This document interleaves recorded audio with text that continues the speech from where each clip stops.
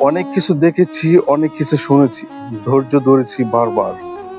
আজ কেন জানি চুপ থাকতে পারছি না। এ দেশ কি তোমার আমার?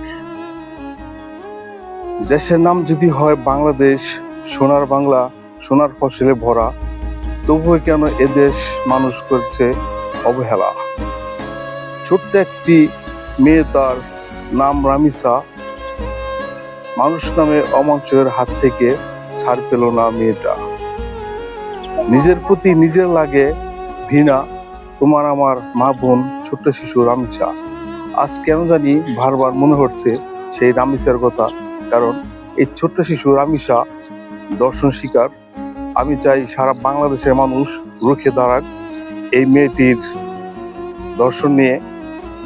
আর বিশেষ করে যে নরপশু এই কাজটি করেছে, তার ফাঁসি চাই, ফাঁসি।